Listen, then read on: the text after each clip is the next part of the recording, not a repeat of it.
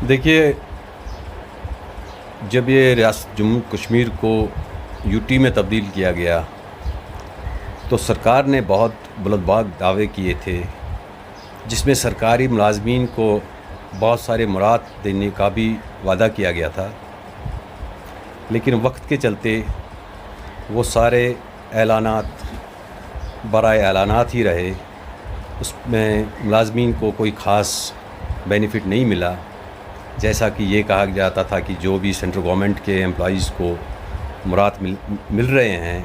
وہ اسٹیٹ میں جو یہاں پہ یوٹی بنائی گئی تو یہاں کے ملازمین کے ساتھ بھی وہی سلوک ہوگا، لیکن آن گراؤنڈ ویسا دیکھنے کو نہیں ملا۔ صرف اگر ہم دیکھیں گے ٹرانسپورٹ الاؤنس میں جو اضافہ ہوا اس کے بغیر اور کچھ نہیں ہوا۔ لیکن جہاں پر ہم سرکار کی تنقید کریں گے، سب سے پہلے میں اس بات کے لیے اس وقت کی انتظامیہ کا شکریہ ادا کرتا ہوں جنہوں نے حال ہی میں SRO 202 کو کالعدم کیا، یعنی کہ آئندہ جموں کشمیر یوٹی میں کسی بھی نوجوان کا استحصال نہیں ہوگا۔ جو پہلے جو یہ ڈریکونک لا بنایا گیا تھا انڈر SRO 202، یہ جوانوں کا، یہاں کے نوجوانوں کا استحصال تھا، یہ بندوا مزدوری تھی، انہیں تھرو SSR بھی سلیکٹ کیا جاتا تھا، پھر ان کو کنسالیڈیٹڈ پے پہ 5 سال 6 سال کام کرنا پڑتا تھا۔ اس کے لیے میں ریاستی انتظامیہ کا شکریہ ادا کرتا ہوں اپنی پوری آرگنائزیشن کی طرف سے، Jammu Kashmir employee joint action committee کی طرف سے، اور جو اس میں پروبیشنری جو پہلے لگے ہوئے ہیں اس SRO کے تحت، ان کا جو پروبیشنری پیریڈ 2 سال رکھا گیا ہے، میں سرکار سے گزارش کرتا ہوں کہ اس کو بھی ختم کیا جائے تاکہ یہاں کا وہ نوجوان راحت کی سانس لے لے۔ جہاں تک اس وقت دوسرا ایک بڑا ایشو ہے جو حال ہی میں سرکار نے اناؤنس کیا کہ آن وار فوٹنگ بیسس پہ وہ ریکروٹمنٹ کر رہے ہیں کلاس 4 میں، تو یہ خوشائند بات ہے کہ نوجوانوں کو روزگار ملنا چاہیے، لیکن اس کے ساتھ ساتھ سرکار کو یہ بھی دیکھنا ہے کہ جنہیں آلریڈی یہ روزگار میں لے چکے ہیں بطور ڈیلی ویجر، کنٹریکچول یا ایڈ ہاک بیسس پہ، جو کو آلریڈی انگیج کیا گیا ہے 1994 سے لے کے آج تک، انہوں نے تقریباً اپنی زندگی کے تقریباً 25 سال سرکاری خدمات میں لگا دیے ہیں، اور آج بھی وہ عارضی ملازم کے طور پہ کام کر رہے ہیں۔ جبکہ اگر ہم دیکھیں گے تو جو پچھلی سرکار تھی اس سلسلے میں انہوں نے SRO بھی ایک بنایا تھا، SRO 520، اگر آپ لوگوں کو یاد ہوگا، اور اگر سرکار میں بیٹھے ہوئے اعلیٰ حکام کو بھی اس SRO پہ نظر ہوگی تو SRO 520 اسی لیے بنایا گیا تھا جو ہمارے عارضی ملازمین ہیں ان کو اس SRO کے تحت مستقل کیا جائے گا۔ لیکن بدقسمتی ہے کی طرف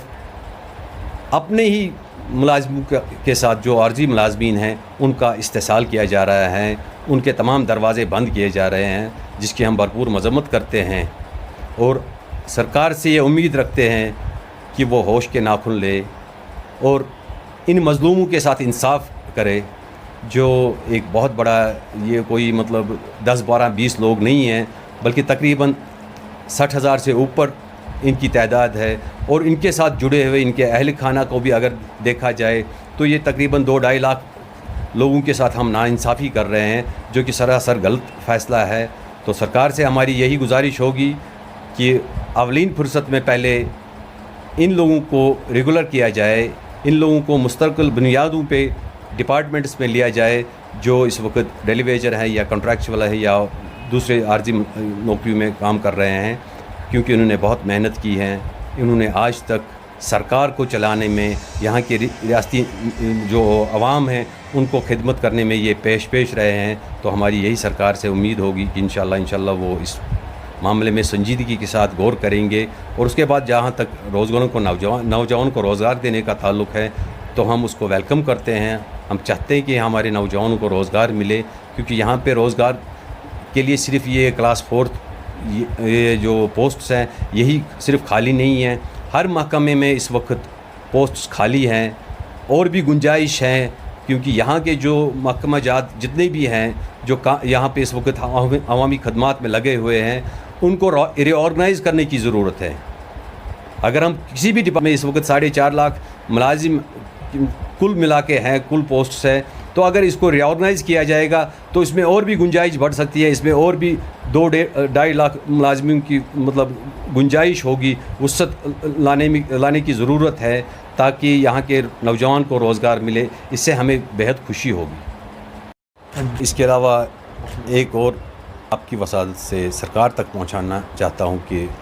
جو ہمارے یہاں پہ